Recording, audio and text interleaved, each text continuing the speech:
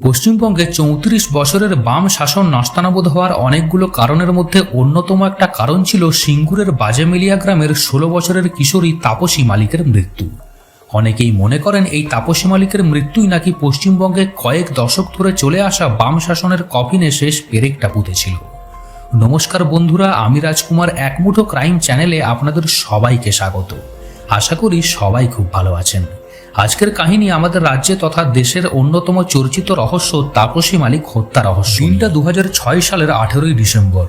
সিঙ্গুরের বাজেমিলিয়া গ্রামের বাসিন্দা ১৬ বছরের কিশোরী তাপসী মালিকের মৃতদেহ সিঙ্গুরে প্রস্তাবিত গাড়ি কারখানার প্রজেক্ট এরিয়ার মধ্যে পাওয়া যায়। অভিযোগকারীদের বয়ান অনুযায়ী তাপসী সকালবেলা প্রাতঃকৃত করার জন্য ভোর ৪টের সময় বাড়ি থেকে বেরিয়ে যায় এবং সকালবেলা তার মৃতদেহ মেলে অর্ধদগ্ধ অবস্থায়। তবে এই কাহিনী শোনার আগে ঘটনার প্রেক্ষাপট জানা খুব জরুরি। ২০০৬ সাল থেকে পশ্চিমবঙ্গে বামফ্রন্ট সরকার রাজ্যে শিল্পায়নের গতি বাড়াতে চাইছিল। সেই সুযোগ এলো ভারতবর্ষের অন্যতম বড় শিল্পগোষ্ঠী টাটা মোটরসের হাত ধরে। কারণ টাটা গোষ্ঠী ওই সময় পশ্চিমবঙ্গে ন্যানো নামক এক ধরনের ছোট গাড়ির কারখানা করতে চাইছিল।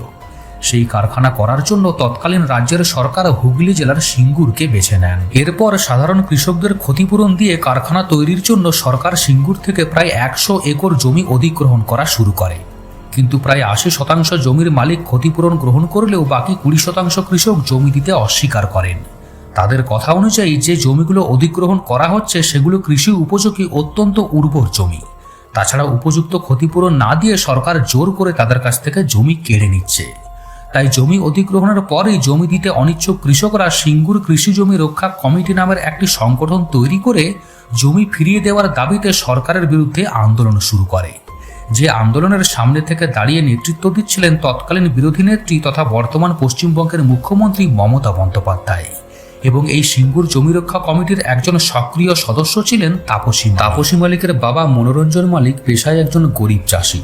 তাপসী মালিক নিয়মিত সিঙ্গুর আন্দোলনে অংশ নিয়ে জমি অধিগ্রহণের বিরোধিতা করতেন, এমনকি রাতে মহিলাদের নিয়ে জমিও পাহারা দিতেন। এভাবেই তাপসী মালিক ধীরে ধীরে জমি আন্দোলনের অন্যতম সক্রিয় মুখ হয়ে ওঠেন। তাই স্থানীয় কিছু শাসক দল ঘনিষ্ঠ ব্যক্তিরা মনে করে তাপসী মালিককে দুনিয়া থেকে সরিয়ে দিতে পারলেই আন্দোলন দুর্বল হবে এবং অন্য সদস্যরা আন্দোলন থেকে ভয়ে সরে আসবে। প্রবল জমি আন্দোলনের জেরে সিঙ্গুর তখন বারুদের স্তূপ, যার বুকে কান পাতলেই শুধু গুলি, বোমা আর পুলিশের বুটের আওয়াজ শুনতে পাওয়া যায়। এরপর আসে সেই অভিশপ্ত ১৮ই ডিসেম্বর। ওই দিন তাপসী ভোর ৪টে নাগাদ প্রতিদিনের মতো মাঠে যান প্রাকৃতিক কাজ এবং জমি পাহারা দেওয়ার জন্য। দুষ্কৃতীরা আগে থেকেই ওত পেতে বসেছিল জমির পাশে। এরপর তারা তাপসীকে দেখে তার উপর ঝাঁপিয়ে পড়ে তাপসীকে নিয়ে যায় কাটা তারের বেড়া দেওয়া কঠিন নিরাপত্তা বলয়ে ঘেরা সিঙ্গুরে প্রস্তাবিত গাড়ি কারখানার প্রজেক্ট এরিয়ার মধ্যে। তারপর বর্বরের মতো শারীরিক নির্যাতন চালানোর পর শ্বাসরোধ করে খুন করা হয় তাপসী মালিককে। এমনকি প্রমাণ ধ্বংসের জন্য দেহটিকে মাটিতে ফেলে তার উপর খড় এবং পেট্রোল দিয়ে আগুন লাগিয়ে দেওয়া হয়।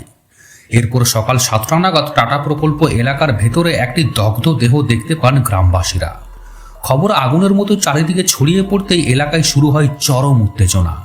পুলিশ এসে ওই আধপোড়া দেহটি তুলে নিয়ে যায় ময়না তদন্তের জন্য। ঘটনাটি গোটা পশ্চিমবঙ্গ জুড়ে একটি বড় রাজনৈতিক ইস্যু হয়ে প্রথম কদিন এই হত্যাকাণ্ডের তদন্ত রাজ্য পুলিশ করলেও বিভিন্ন মানবাধিকার সংগঠন সহ বিরোধী দলগুলি ঘটনার সিবিআই তদন্তের জোরালো দাবি তুললে তৎকালীন রাজ্যের মুখ্যমন্ত্রী বুদ্ধদেব ভট্টাচার্য তাপসী মালিক হত্যার তদন্ত সিবিআইয়ের হাতে তুলে দিতে বাধ্য হয়। সিবিআই তদন্তে নেমে স্থানীয় সিপিআইএম নেতা শহীদ দত্ত এবং কর্মী দেবু মালিক সহ ৪ জনকে তাপসী মালিক খুনের দায়ে গ্রেপ্তার করে। সিবিআই চার্জশিটে দাবি করে তাপসী মালিককে শারীরিক নির্যাতনের পর হত্যা করে প্রমাণ লোপাটের জন্য দেহে আগুন লাগানো হয়েছে। চন্দননগরের ফাস্ট ট্র্যাক আদালত ২০০৮ সালের ১১ই নভেম্বর শহীদ দত্ত এবং দেবু মালিক দুজনকেই তাপসী মালিক হত্যার অপরাধে যাবজ্জীবন সশ্রম কারাদণ্ডে দণ্ডিত করে। তাপসী মালিকের মৃত্যু সিঙ্গুর আন্দোলনকে আরও তীব্র থেকে তীব্রতর করে তোলে। তবে এত কিছুর পরেও কলকাতা হাইকোর্ট ২০১৭ সালে পর্যাপ্ত প্রমাণের অভাবে দেবু মালিক এবং শহীদ দত্তকে বেকসুর খালাস করে দেয়।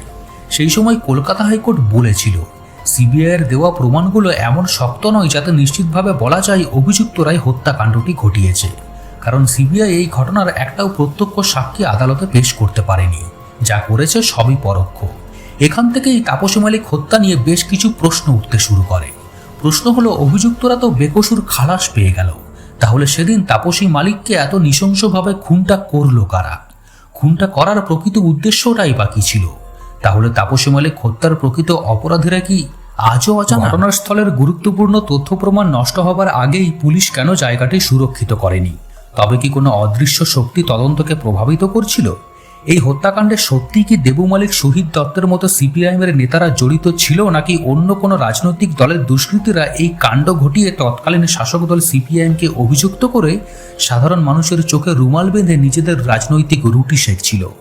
এমন হাজারো অমীমাংসিত প্রশ্ন তাপসী মালিক হত্যাকাণ্ডকে ভারতবর্ষের অন্যতম হত্যা রহস্যতে পরিণত করেছে, যার আসল সত্য মানুষের কাছে আজও অজানা। তাই তাপসী মালিকের বাবা মাঝে মধ্যেই বিভিন্ন সংবাদ মাধ্যমের সামনে খুব দুঃখ করে বলেন, আমার একটাই দুঃখ, আজ এত বছর পরেও মেয়ের খুনের দোষীদের সাজা হলো না। আমি তাদের ফাঁসি চেয়েছিলাম, অথচ দোষীরা এখনো আমার চোখের সামনেই ঘুরে বেড়াচ্ছে। তবে তাপসী মালিক হত্যার প্রতিবাদে জোরালো আন্দোলনের জেরে টাটা মোটরস পশ্চিমবঙ্গ ছেড়ে গুজরাটে তাদের ন্যানো কারখানাটি স্থানান্তর করতে বাধ্য হয়েছিল। তাই তাপসী মালিক হত্যা শুধুমাত্র একটি খুনের মামলা ছিল না, এটি ছিল সিঙ্গুর আন্দোলনের সবথেকে অন্ধকার এবং বিতর্কিত অধ্যায়। তাপসী মালিক আজও অনেক মানুষের কাছে আন্দোলনের প্রতীক, কারণ একজন সাধারণ গ্রামের মেয়ে যার মৃত্যু একসময় গোটা রাজ্য রাজনীতিকে নাড়িয়ে দিয়েছিল। তাই তাপসী মালিক হত্যাকাণ্ডের রহস্য এবং বিতর্ক আজও অনেক অজানা প্রশ্নের উত্তর খুঁজে বেড়ায়। ধন্যবাদ, সবাই ভালো থাকবেন।